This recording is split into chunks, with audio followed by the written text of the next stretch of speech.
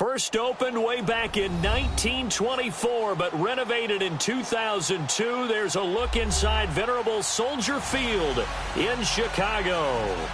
The scene a few moments ago, here it is. It's unlike any other in sport as both teams made their way out of the tunnel.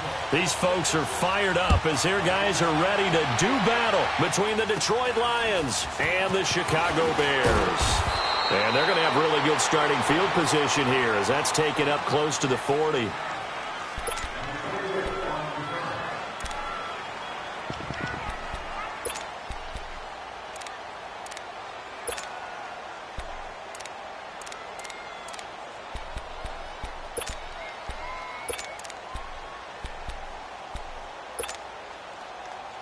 So from the 39 now, they'll come up on a 1st and 10.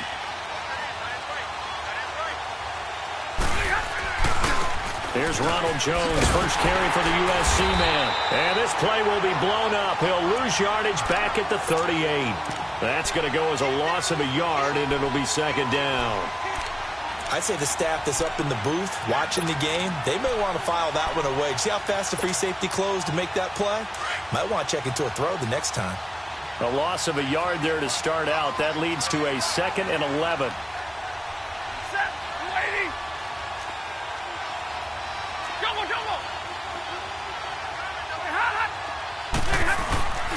On 2nd down, it's Jones. And he takes this up right near the 45-yard line. 7 yards on the carry. Make it 3rd and 4 coming up. On a 2nd and long, it's really nice to see an offense that has enough confidence to run the football in that situation. I think that goes back to their practice and game planning. They've seen things that they've seen on tape and in previous games that led them to believe that even in a long-distance situation, they can still run the football and gain enough yardage to put themselves in a good spot on 3rd down. And this is caught by Jackson. They convert on 3rd with a gain of 22. Sometimes it's designed, and sometimes you just have to know when to leave the pocket and move and make something happen. And on that play, he was able to get on the run and was still accurate throwing the football. Now Jones. And that play went nowhere. Losing yardage. It'll be back at the 36. It'll wind up being a loss of 2. And that'll make it 2nd and 12.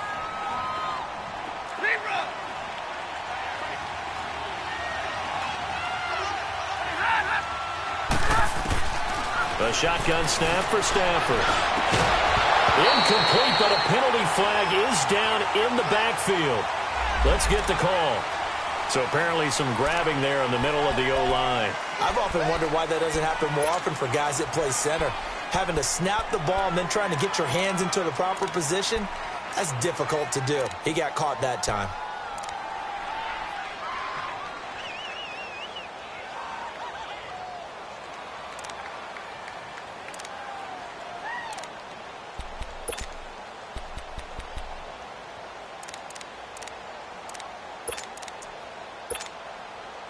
Temporarily out of field goal range now as they come up on a 2nd and long after the holding call. Now with the play clock at 4, we're going to get a timeout called.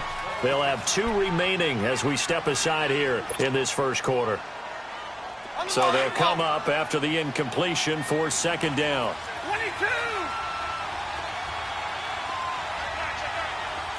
10.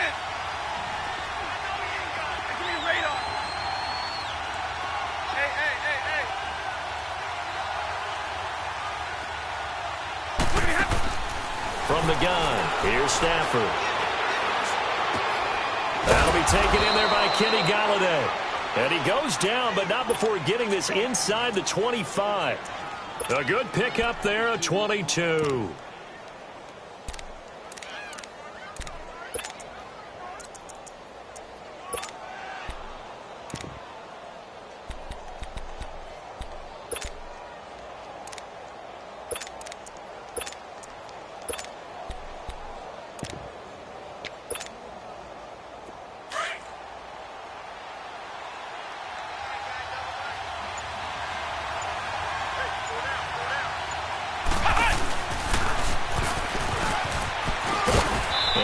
Get about 3 as he's taken down right at the 20.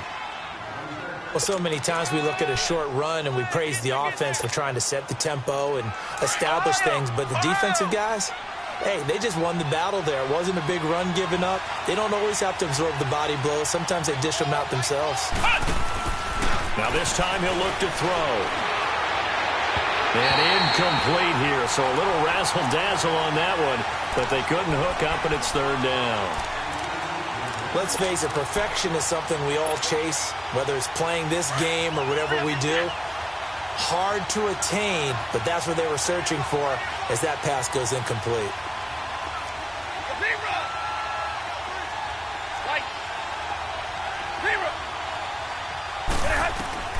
Throwing on third down, Stafford.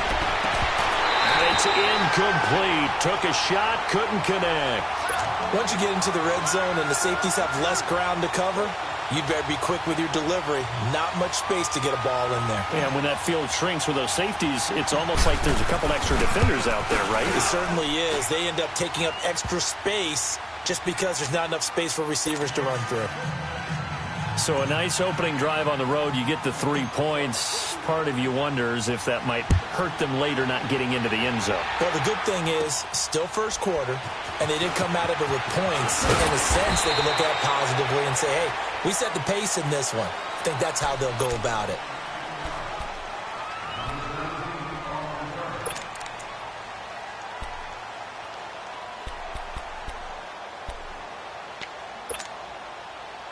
Trubisky brings the Bears up 1st and 10 at their 25-yard line.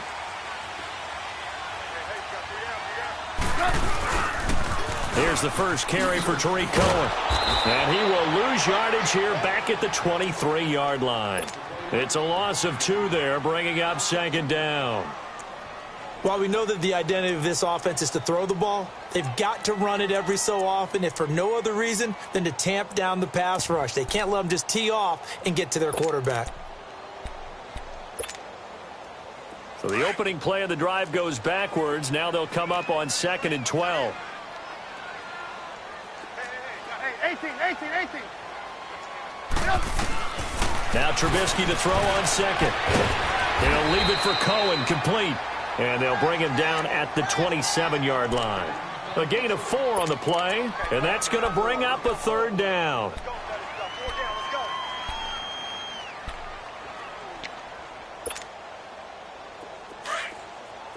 18. 3 down.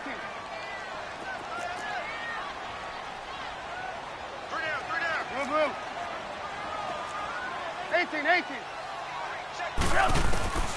From the shotgun is Trubisky. A hit as he throws there, incomplete. Pressure, and that's certainly going to be a key to this game going forward. And that time, they were able to get in there and influence the throw. And remember, quarterbacks got to get rid of it. They don't have the tuck rule that they can fall back on anymore. And a fair catch signaled for and taken just outside the 20-yard line. And Detroit getting set to go now. And they're not going to play this conservative, I don't think. They had a field goal last time, and they're up, but they're looking to put a drive in the end zone. Oh, I agree with you totally. No one goes out on the field and says, all right, let's just settle for 3, except in certain situations, trying to ice a game, that sort of deal. Most of the time, it's end zone, and that's what you're thinking, and I believe that's exactly what they're thinking as they begin this one. Yeah, no quarterback ever goes out there saying, hey, let's get 3, right? Not one that I've ever met.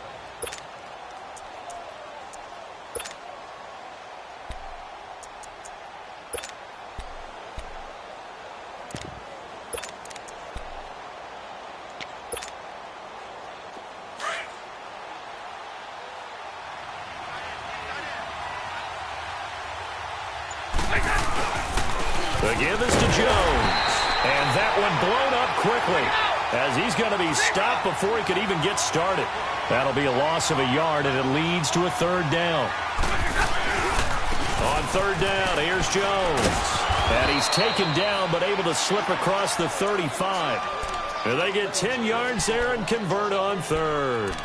Now, look, that wasn't a huge gain, but those are the types of carries I think they were missing in their loss last week. They couldn't get him going on the ground. Did you get the same feeling I did during our meetings, that they kind of regretted that he didn't touch the ball? Absolutely. You know, hey, he should have touched it more last week. They weren't going to make that same mistake, and they've taken care of that early.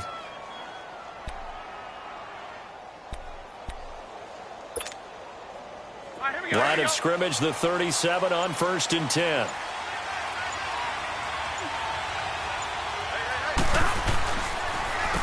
Now the Georgia Southern man, it's Matt Breida.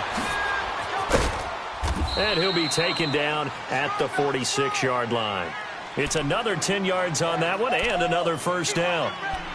On any explosive run, you can almost feel the ground shaking, and that's from the offensive linemen creating space for their runners. I had an old coach tell me before, they always told his runners, run around the offensive line in pregame. Get used to the ground shaking so you don't trip and fall when it happens in a game. The give to Jones. And he'll get it out a couple yards shy of midfield at the 48. 2 yards on the pickup there, but it's enough to give him a new set of downs. 2nd and inches is oftentimes an invitation for an offense coordinator to take a big shot downfield because he feels like he can come back on 3rd down and pick up the 1st down. But sometimes you just don't want to break tendency. Stay with what you are, stay with who you know, and go get the 1st down. That's exactly what they did.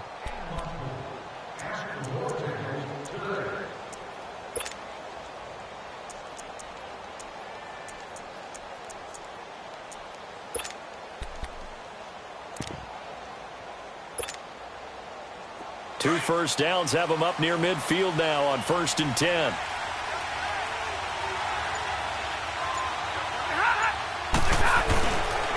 Nyheim Hines, his first carry. And he'll lose yardage on the play back at the 45-yard line. And that one was relatively easy to see. I noticed that from up here. Yeah, it doesn't take a whole lot, does it? Sometimes you get multiples. What I always love on these offsides is when each side points at the other. Hey, you did it. No, you did it.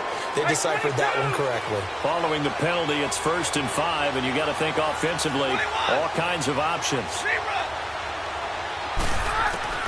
They'll try the air now with Stafford. Going right side here, and that's complete. And he'll go down, but not before getting this inside the 30. A good pick up there of 20 yards.